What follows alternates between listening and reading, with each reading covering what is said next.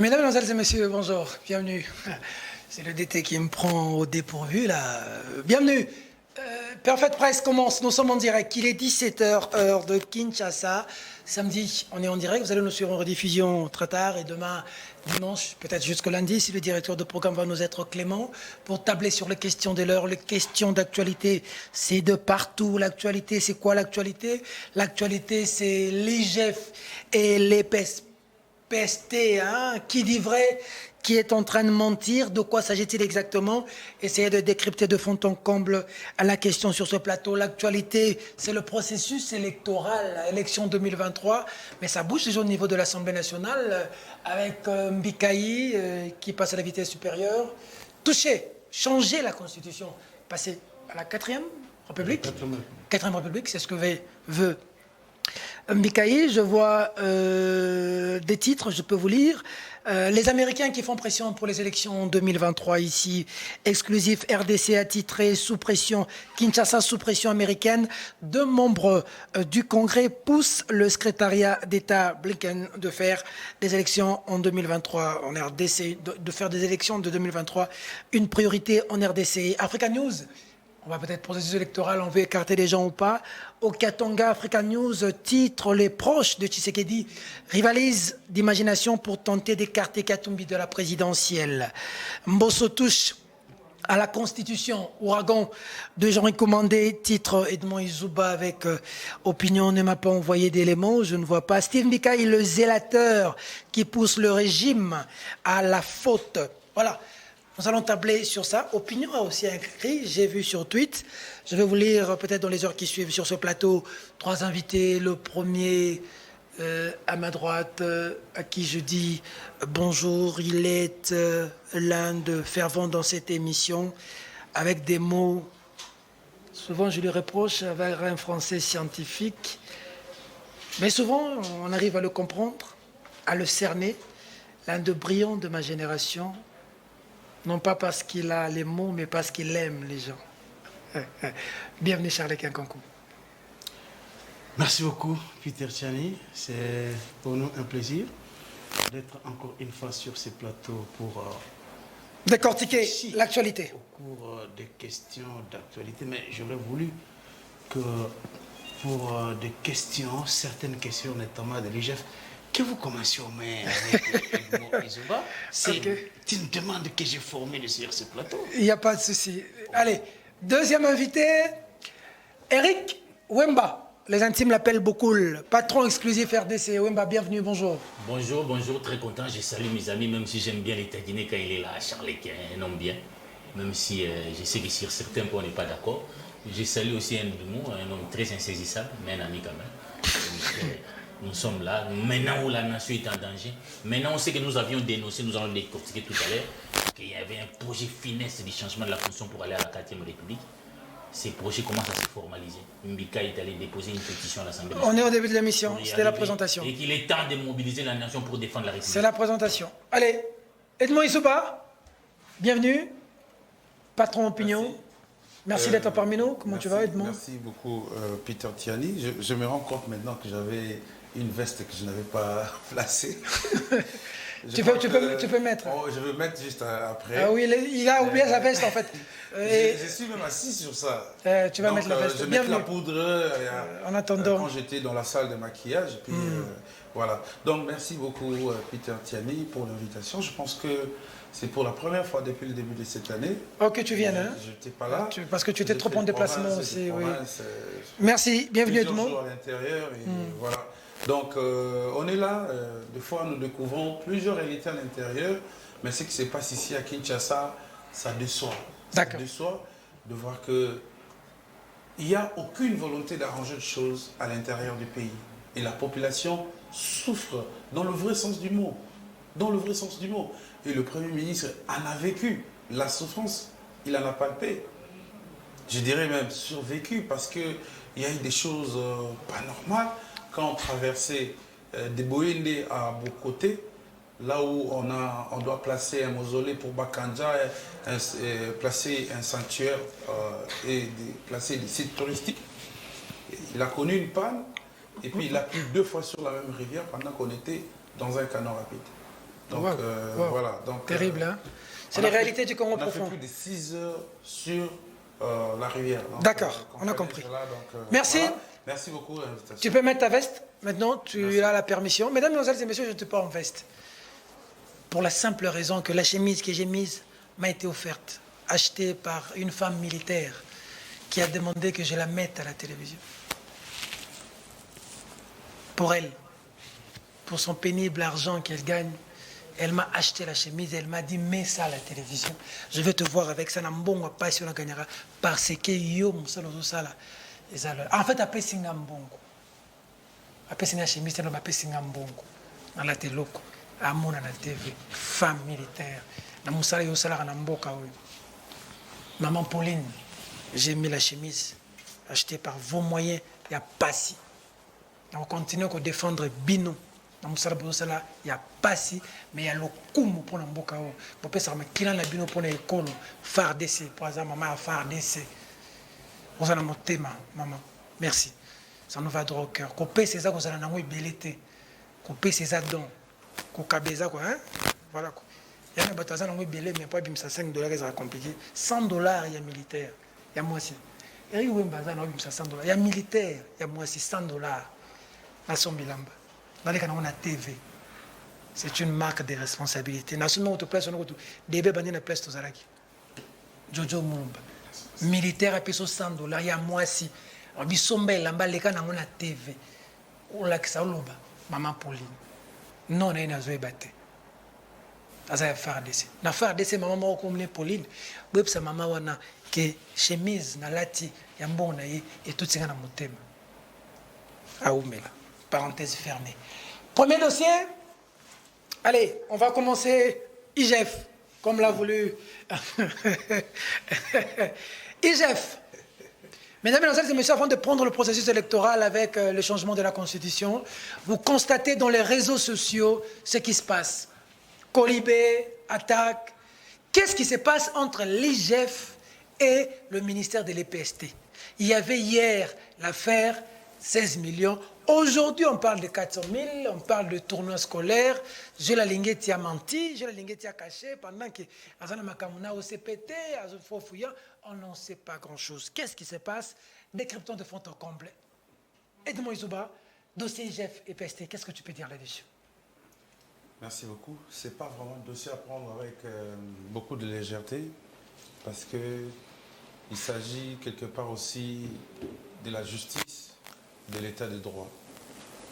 Nous avons été, comme journalistes, fournis par des inspecteurs lésés au sein de l'IGF, Inspection Générale des Finances, qui estiment que Alinguete Jules,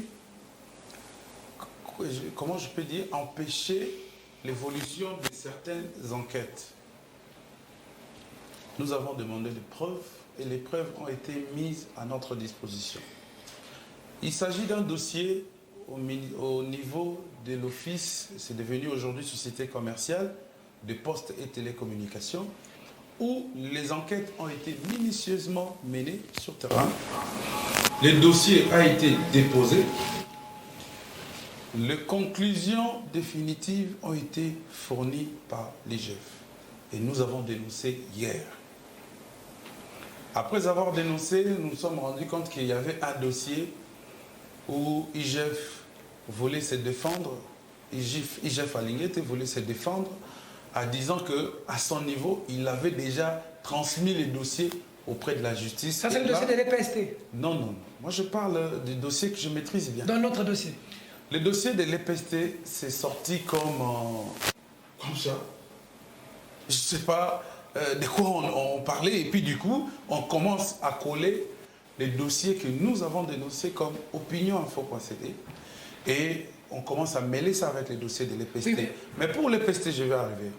Je préfère commencer par ces dossiers que moi je maîtrise bien. Alors, le 17 décembre, la lettre est signée. Gilles Alinguete estime que c'est date à laquelle il avait renvoyé les dossiers devant la justice. C'est faux et archi-faux. Je mets quiconque à défi. Ces dossiers de la SCPT n'a jamais été devant la justice. D'accord. Les inspecteurs qui ont mené ces enquêtes ont déposé leurs enquêtes à l'IGF à Linguete le 17 décembre. L'IGF à Linguete a fait ce qu'on appelle les observations définitives au mois de février 2022, pendant que sa lettre, soi-disant lettre, date de 2021 décembre. Qui croit? D'accord. Maintenant, EPST. Non. Parce que le dossier qui fait... Non, non. Pour moi, tu ne veux pas te parler non, de dossier le EPST. problème, hein, pour l'EPST, je dirais même que c'est un dossier déjà clos. C'est ça qui fait... Mais là, maintenant, je voulais finir pour entrer à l'EPST. Là, maintenant, les gens estiment, comme Didier Moussete et beau-frère à Linguete, on estime que l'IGF, cette fois-là, préférerait utiliser les sentiments en leur place de travailler rigoureusement comme nous tous nous les connaissons. Okay. Parlons maintenant de l'EPST parce que vous l'avez tant voulu. C'est ça qui fait jaser. Oui, c'est Tony Mwamba et IGF en fait. Oui, moi, je suis tellement étonné. Tu vois, les gens estiment que nous sommes dans un ring de boxe. On était au premier épisode, maintenant deuxième épisode, la série continue. Il y en a d'autres, non, mettez vos écrans et cette fois-ci et tout ça. Donc les gens ramènent ça dans une sorte de blague. Pourtant, il s'agit des affaires sérieuses de la nation. Pour l'affaire l'EPST, c'est que moi j'ai appris. J'ai lu les dénonciations de Alinguete où il parle de 400 000 $ détournés, c'est ça? Il parle de quelque chose comme ça. 400 000 $ détournés. Quand moi, je pose la question de savoir au ministère si, effectivement, il y a eu 400 000 $ détournés, il semble que les 400 000 $, c'est l'argent qui a servi même à l'organisation. Est-ce que l'organisation a eu lieu ou pas? Oui, l'organisation a eu lieu. Est-ce que le football a été joué ou pas? Si, la RDC a même remporté. L'honneur à la nation. Deuxième hypothèse, j'ai lu la correspondance du DIRCAB de Tony Mwamba, où il se plaint de l'abus du pouvoir de Jules Alinguete. Il n'est pas concerné dans l'affaire. J'ai posé la question de savoir qu'est-ce qui s'était passé. On me dira, IGF, après avoir terminé les jeux, le jour même de la clôture, les enfants ont fini les jeux aujourd'hui. Le matin de ces jours-là, les jours suivants, Jules envoie 3 inspecteurs pour venir enquêter là-bas. Les inspecteurs arrivent avec leur correspondance à 11 h, pendant que les 3 personnes convoquées devaient se présenter au bureau d'Alinguete à 10 h 30. Le directeur de cabinet prend la charge parce que lui ne faisait pas partie du comité organisateur. Il écrit à Jules Alinguete. Il dit, les personnes que vous désignez, vous désirez, ils ne sont pas présents. Et la lettre est arrivée à 11 h pendant que vous les avez appelés à 10 h 30. Je préférerais reporter le rendez-vous pour permettre à ce que tout le monde invité dans cette correspondance puisse comparaître. Jules Alinguete a vu ça comme un manquement. Toi, tu avais vu la lettre du J'ai vu toutes les correspondances du DIRCAB. et du DIRCAB et la réponse de Jules Alinguete. Okay. Mon frère ami, nous ne devons pas user et utiliser les sentiments. Parce que Jules Alinguete n'est pas une petite personnalité aujourd'hui. Il a écrit avec des propos déconcertants et convoquant même, c'est lui qui a répliqué à la correspondance. Lui n'était pas impliqué. Les directeurs arrivent dans les installations de Jules Alinguete. Ils déposent leur véhicule. Ils ont été reçus par un inspecteur qui devait, les inspecteurs qui devaient les entendre. Il dit, je suis là, je suis directeur de cabinet, mais je suis venu avec moi, avec les comptables et tout ça. Toutes les personnes convoquées dans cette correspondance sont avec moi. Ok, allez, restez dans la salle. Quand ils sont allés rester dans la salle, les inspecteurs sont venus siéger. Ils disent, nous n'avons besoin que des comptables. Pour vous, vous pouvez aller de l'autre côté. Quand ils sont arrivés, c'était au restaurant. Ils devraient se rafraîchir. Quelques temps après, on dit non, ne restez pas ici. Pour vous, allez vous asseoir là-bas. Je vais citer les noms, si les amis pensent que je suis en train de blaguer, je vais citer les noms d'une personne qui a même été... Je n'est pas convaincu lui-même. Ce qui se passe, c'est quoi, Peter? Le monsieur voulait aller récupérer sa fille de 2 ans, hospitalisée. On dit à ce monsieur de dire qu'il ne devrait pas sortir, il était dans un état d'arrestation. Idem pour les autres membres. Lui, il pose les problèmes, il expose les problèmes, il dit, moi je ne suis pas concerné dans ces dossiers. Je ne suis ni impliqué, ni associé. Les gens que moi je vous ai amenés, c'est pour que vous puissiez les attendre. Ce n'est pas moi. Les contenus de l'argent. Mais non, les contenus, moi j'arrive. Moi je vous donne les informations que j'ai. Ah. On parlait d'une affaire de 48 000 $ américains. 404 €. Non, moi je dis ça, c'est ça ce que Gilles dénonce. Mais dans le fond, l'argent qu'on est en train de poursuivre, c'est 48 000 $ américains qui n'est pas justifié. Ok? D'accord. Le monsieur s'est vu dans une situation d'arrestation et a fait, là où nous sommes arrivés vers 18 h, il a fait une note, un SMS. Au ministre? Non! À un haut magistrat de ce pays, parce que le ministre n'était pas ici présentement.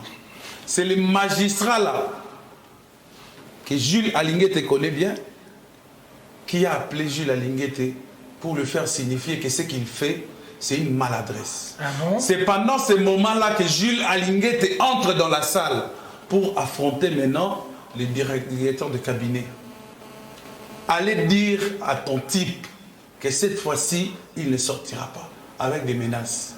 Ah bon? Le monsieur a quitté, il est professeur, je ne sais pas, avec une note envoyée au président de la République, toutes les explications contenues, je ne pense pas que le professeur Eddy Mwanzo, tu as dit, nous sommes sur la forme. Oui, de la vie des dimensions. Maintenant, l'argent, les 48 000 $ non justifiés. Parce que le dossier, ce n'est même pas les 400 000. Parce que quand on entre dans 400 000, mais c'est ça, justement. Tout ça amène à les... Vous me placez dans une situation de défense, pourtant je suis dans les explications. Oui, je suis dans les détails. Non. Je suis dans les détails, je suis dans les explications. L'argent qu'ils ont perdu. Je n'ai aucune soif de convaincre quelqu'un. Okay. L'argent qu'on parle ici, c'est de 448 000 non justifiés. Quand j'ai posé des questions, nous sommes quand même des journalistes. J'ai posé des questions à savoir, vous avez mis cet argent-là où? Ils m'ont dit, c'est le frais qu'on appelle le frais de recherche. Secret. Parce qu'on ne va pas vous dire comment la RDC a fait pour gagner cette coupe-là. Merci beaucoup. D'accord. Comité de recherche vite. Ils sont allés donner ça mort. Franchement. Oui, je crois que ça peut être... Pour la je reviens à donner les comité de recherche des morts morts ou bien... Voilà la légèreté. Vous avez dit, vous faire croire les frais de recherche là pour gagner ces matchs-là. Son ministre qu'il défend ici, ils ont mis des frais pour aller chez moi. Non, moi je ne défends pas le ministre. Non, mort. Et j'aimerais... On veut même obliger l'IGF à aller chez un pétition. Laissez-moi. Non, s'il vous plaît, Peter. En tout cas, nous devons mettre le point sur les i. Ici, je crois que j'étais clair, que je n'étais pas dans une position de défense, j'étais dans les explications. Tout à fait. Alors, quand vous me donnez ministre comme si je suis son porte-parole, il n'est pas le porte-parole. Alors, je comprendrai que de l'autre côté, la partie que tu vas prendre pour défendre, vous faites aussi la même chose. Personne ne fait la même chose. Je ne suis pas le porte-parole de quelqu'un. Personne n'est le porte-parole de qui que ce soit. Nous sommes ici comme journalistes. Nous avons un rôle pédagogique. Il faut avoir des mots. Tolérance, excusez-moi. Moi, ce qui m'a étonné, démocratie a parlé des frais de recherche. Je suis clément. Mais je livre les informations que j'ai données. Si toi tu veux contredire, tu contredis les termes, tu contredis les propos. Pourquoi tu es agité? Tu as toujours été un homme serein. Je ne comprends pas. Aujourd'hui, je ne te reconnais pas. Je ne suis pas agité. Eric, je suis contre les termes que tu utilises. Je retire si ça t'a dérangé, mais je connais un homme serein, mais aujourd'hui je ne le sens pas. C'est vraiment un ami, il n'est même pas convaincu de ce qu'il dit, de ce qu'il défend. Pour la première fois, je ne sens pas la conviction. Parce qu'ici nous sommes dans une affaire de l'État, où c'est l'argent de la République qui a été dépensé, où l'argent de la République qui devait servir, parce que dans ces pays les gens souffrent. Il faut que cet argent serve réellement à la République. Et des individus ne peuvent pas tout le temps se servir de l'argent de la République comme si c'était leur propre poche. Et nommé Premier ministre à la Conférence nationale de souveraineté, Tshisekedi a déclaré ce qui suit. Dès que je prends les pouvoirs, il faut mettre fin à l'impunité. L'impunité signifie, il ne faut pas confondre ton porte-monnaie avec la caisse de l'État. C'est comme ça que quand Tshisekedi a été nommé Premier ministre, tous ceux qui détenaient illégalement les biens de l'État sont venus, et d'eux-mêmes, sans que personne ne les touche, remettre cela au niveau de l'État. Et on pensait que l'IDPS qui est aujourd'hui au pouvoir devait être véritablement un traumatisme contre les détournés. Mais on sent quand même une légèreté. On peut ne pas l'aimer. Personne n'est venu défendre qui que ce soit ici. Mais en tout cas, dans les cas échéants, l'IGF a fait un travail et nous a fait des démonstrations. Et nous, en tant que journalistes, on ne se limite pas à l'IGF ou aux informations données par Tony Mwamba. Il faut faire la confrontation des sources. Allons dans la genèse de l'affaire. C'est une compétition sportive. À mon sens, en tout cas, selon le bon sens, j'estime que le ministère habilité pour organiser, pour avoir même les frais de recherche pour mort, c'est le ministère des Sports. Je ne comprends pas comment Tony Mwamba s'est retrouvé dans cette affaire-là. Il est clair que quand vous allez interroger au niveau des services de paie, pour savoir, donc des factures ont été payées. Une facture a été payée 480 000 $. Ça, mon ami Zouba doit le savoir, au ministre des Sports. 480 000 $ au ministre de l'EPST.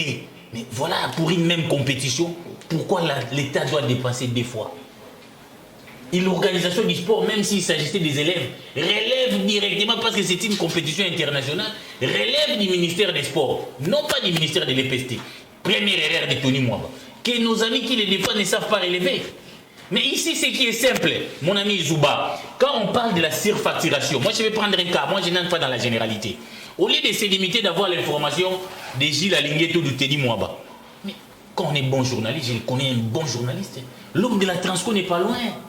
On peut s'amener ici, moi, Charlequin et consort, nous allons interroger l'homme de la Transco. C'est le travail que moi, personnellement, j'ai fait comme journaliste. On l'interroge, mais... Tu as interrogé l'homme de Transco? Oui. Qui? Un administrateur. Comment il s'appelle? Moi, je ne peux pas donner les noms. Il n'y en a pas plusieurs là-bas. Non, je ne vais pas te donner les noms. Ce sont mes sources d'information. L'administrateur, il est seul. En tout cas, j'ai interrogé quelqu'un qui a travaillé à l'administration de la Transco. Il travaille à la Transco. Non, il ne faut pas rigoler. Il est clair qu'un journaliste ne divulgue pas sa source. Il m'a dit garder l'anonymat. Il ne faut pas venir m'emmêler les choses ici. Mais il m'a montré un certain nombre de documents. Il ne faut pas rigoler. La facture qu'on présente, c'est 120 000 $. La Transco a dit notre facture pour les Bisley et consorts n'était que de 16 000 $. Faites la marge entre ça. Attends.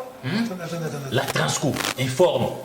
Parce que Tony Mwamba, dans cet argent-là, qu'il a pris d'abord doublement l'argent, j'ai dit d'abord l'entorse, l'État a déplacé doublement, alors que c'était une même compétition. C'était 120 000. Et c'est la facture que, quand on a demandé à Tony Mwamba de justifier au niveau des inspecteurs des finances, il justifie, il dit que non, j'ai payé 120 000 $ à la Transco. Nous, en bon journaliste, vous interrogez la Transco. On peut le faire. Si des mois doute, même lundi, on peut s'amener à la Transco pour vérifier cette information. Vous remarquerez avec moi que la Transco n'a sorti qu'une facture de 16 000 $. Faites la marge entre 120 000 $ et 16 000 $. Combien entre dans la poche des individus? Non, on a menti sur ce. Et prenant rien que pour cet élément. On a surfacturé à 120 000. À 120 000. Donc rien qu'apprenant cet élément. J'ai même vu l'AFP créer quelque chose en ce sens. Et j'ai défie quiconque. Et si on est là, on peut aller à la Transco. Vérifier. Et vous allez vous remarquer, au niveau des pièces justificatives, le ministère des Sports... De 16 000 à 120 000. 120 000. La marge de 104 000 $. 104 000 $. Combien de bancs, Izouba, nous défendons? Tony Mwamba, dans cette situation-là, est indéfendable. Et ce qu'on fait là, c'est la diversion. Nous allons enquêter sur l'OCPT après. Mais ici, il s'agit d'un cas précis où on signale des surfacturations exorbitantes. À mon sens, Tony Mwamba est même indéfendable par les seuls cas que je vais te donner. Mais le fait même qu'il a réussi 480 000 $ qu'il n'arrive pas à justifier. Et il y a des cas de fragance. Comment ces gens qui ont négocié ça, ce sont les membres du cabinet de Tony Mwamba. Que les directeurs des cabinets voulaient à tout prix défendre. Vous savez, il y a fragance, on regarde, voilà, la facture là est fausse. Moi, je me demande pourquoi ces gens-là, jusque-là, ne sont pas à Makala. Oh. Mais oui, je me pose la question. Comment ils ne sont pas à Makala? Parce qu'il est prouvé aujourd'hui qu'il y a faux et usage de faux. La Transco sort une facture de 16 000 $, ils vont dans un cybercafé au Babengara Bangoula. Bangoula? Oui, dans notre jargon, c'est ce qu'on appelle Bangoula. Ça veut dire quoi Bangoula? Bangoula, ils ont un passeport, ils ont photo, un pays, une facture officielle qui sort de la Transco, c'est 16 000 $. Vous vous organisez, vous mettez des cachets. C'est comme ça que ces gens se sont retrouvés à l'inspection générale des finances. Mais ça, c'est faux usage de faux. Faux et usage de faux. Et ce sont des fonds de l'État. Notre argent des contribuables congolais ne devait pas être là pour enrichir des gens. Pour enrichir Tony Mwaba, qui est au cabinet là-bas. J'ai même appris qu'il y a des problèmes de courant. Oh. Mais oui, lui-même n'occupe pas ses bureaux, il occupe un bureau privé. Pourquoi même cet argent-là, on pouvait nous dire même qu'il a arrangé son propre cabinet. Donc, dans ces pays, on doit cesser. Moi, je m'arrête là, ici, je vais continuer. On doit cesser de blaguer comme ça avec l'argent de l'État. Et Tony Mwamba n'est pas à son premier forfait. 16 000 $ qu'on a parlé, ça retourne à la caisse de l'État comment? 16 millions. 16 millions de dollars que vous en avez parlé. C'est des TEF, c'est devenu une affaire. À chaque fois qu'il y a les problèmes de TEF, les gens veulent... De la TENAFEP. Les gens veulent bouffer de l'argent de l'État avec des faux dossiers. On sort 480 000 $ des fois pour une même compétition. Ça devait nous interpeller. Donc 960 000 $. 960 000 $ pour une même compétition. Et dans mes informations au ministère des Sports, sur les 480 000 donnés, il y a eu un reliquat de 290 000 $. Je vous dis au ministère des Sports, il y a eu un reliquat de 290 000 $. C'est-à-dire toutes les dépenses qu'on a fait n'ont même pas dépensé 250 000 $. Il y a un reliquat de 290 000 $. C'est au ministère des Sports. Au ministère des Sports. Et ça a été justifié. Ça a été justifié. Cet argent peut demain nous servir, même à organiser, je ne sais pas, nous avons les championnats du monde ici, je ne sais pas, ça peut nous servir. Le ministère des Sports, on a reconnu. Mais comment Tony Mwamba, lui, a terminé 480 000 $? Tout a terminé. Même pas 100 $ qui est resté. Depuis quand lui, il connaît mort, il n'est pas du sport pour avoir des frais de recherche. Il n'a rien laissé. Au ministère des Sports, on a trouvé 290 000 $. Il a présenté. À Tony Mwamba, on a demandé qu'une seule chose. Justifier comment cet argent a été dépensé. Il est incapable. Bon, tantôt, à l'OCPT, non. C'est-à-dire, c'est comme si on a dit que ta maman a volé. Non, ta maman aussi a volé. Non, ça, nous n'en avons pas besoin. Nous avons besoin, mais c'est Tony Mwamba. Qu'est-ce qu'il fait de nos 480 000 $? Mais c'est Tony Mwamba. L'argent là où la Transco, la facture officielle de la Transco, nous irons les lundis avec des journalistes vérifier, c'est 16 000 $. On peut appeler les numéros 1 de la Transco comme des mouviers pour vérifier. Vous verrez que c'est 16 000 $. Mais comment lui, il a sorti 120 000 $? C'est ce que nous voulons savoir. Qu'on arrête avec la diversion. Hein? Et c'est clair, moi je comprends les comportements de Tony Mwamba. Il n'a pas l'âme de l'IDPS. Bon, son maître à penser n'est pas à la Kaboul. J'espère même que dans les prochains remaniements, la personne qui l'a permis là ne sera pas là, il sera même plus ministre. Je le souhaite ardemment. Mais ça, c'est autre chose.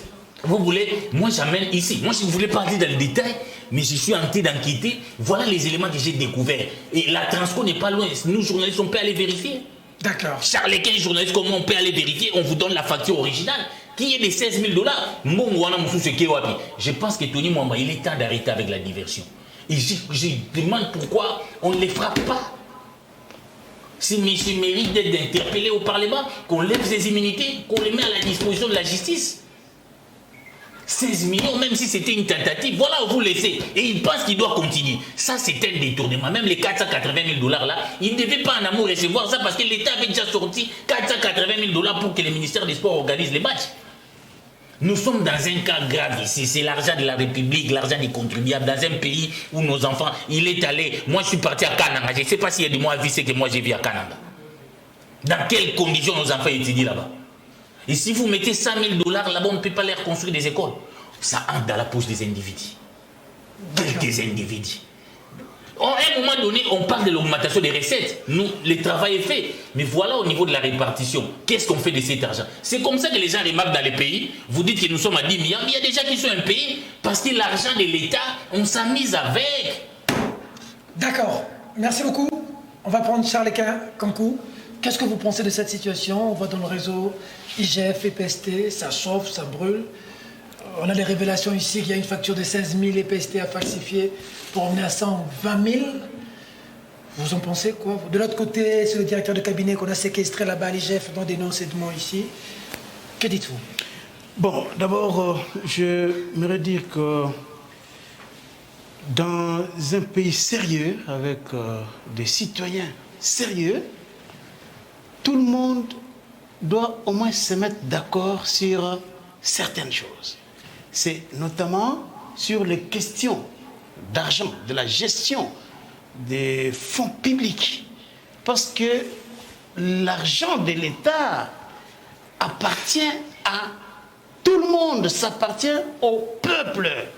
S'il y a des choses sur lesquelles nous devons nous mettre quand même d'accord, avoir un œil regardant, avoir réservé un traitement impitoyable à ceux-là qui s'amusent avec notre argent, l'argent de l'État. Donc, la question de la gestion des fonds, de l'argent public, la question par exemple de questions de sécurité, de l'intégrité du territoire national, toutes ces questions-là doivent être parmi les questions qui peuvent nous mettre d'accord. Et aujourd'hui, depuis que Gilles Alinguete est à la tête de l'inspection générale des finances, mais quel est ce Congolais-là qui peut être sérieux, qui a les tripes patriotiques et ne pas reconnaître le travail de ces dignes fils de ces pays, Gilles Alinguete? Ah bon? Mais bien sûr, Peter Tiani, Gilles Alinguete n'est pas né en 2019 à l'occasion de l'arrivée au pouvoir de Félix Tshisekedi. Il a toujours été dans ce pays. Mais pour que le monde parle de Gilles Alinguete, c'est lorsque Tshisekedi est arrivé au pouvoir, il a ressuscité l'inspection générale des finances. L'impulsion de Fachi. Voilà, il a donné à cet organe le pouvoir de faire le travail, la patrouille financière. Aujourd'hui, nous sommes en train de voir comment les régies financières sont en train d'atteindre les assignations. C'est grâce au travail excellent de Gilles Alinguete. C'est vrai qu'il peut y avoir par-ci par-là des choses. Peut-être, comme certains le disent, le fait que Alinguete communique souvent, ça dérange beaucoup de gens. Au sujet du Sénat, les gens les reprochent d'avoir traité les sénateurs de voleurs, les gens les reprochent d'avoir traité X ou Y de détourneurs de fonds publics, mais c'est dans sa stratégie, et moi je soutiens cette stratégie-là, parce qu'il faut que l'inspection générale des finances communique, que les Congolais soient informés de la manière dont leur argent est géré. Ils doivent ne fût-ce qu'être informés. Gilles Alinguete, depuis là, ne s'est pas érigé en magistrat. Parce que toutes les fois que les enquêtes sont menées au niveau de l'inspection générale des finances, il y a différentes phases, notamment la phase contradictoire où on évite les gens qui sont mis en cause, ils viennent présenter leurs moyens de défense. Après, les enquêtes minutieuses menées par les inspecteurs généraux, et en ce moment-là, le dossier est bouclé. Il y a d'ailleurs des satisfaitistes dans beaucoup d'autres institutions. Dernièrement, j'ai vu que, par exemple, le contrôle qui a été fait au niveau de la SONAS, ils n'ont rien trouvé là-bas. Donc, c'est pour dire que l'objectif, la mission de M. Alinguete aujourd'hui, ce n'est pas de salir les gens comme les présumés prédateurs aiment les salir dans l'opinion. Les prédateurs. Bien sûr. Parce que je ne vois pas qui peut être aujourd'hui un bon gestionnaire, qui n'a pas de cadavres dans le tiroir, s'en prendre à Gilles Alinguete. C'est des gens qui ont des cadavres, oui, qui s'en prennent. Exactement. Donc le travail de Gilles Alinguete, c'est un travail qui doit être soutenu par tout le monde, parce qu'il s'agit bien de notre argent. Et moi j'ai toujours, je me suis toujours dit, mais si Tshisekedi avait 30, 40, 50 Gilles Alinguete un peu partout aujourd'hui,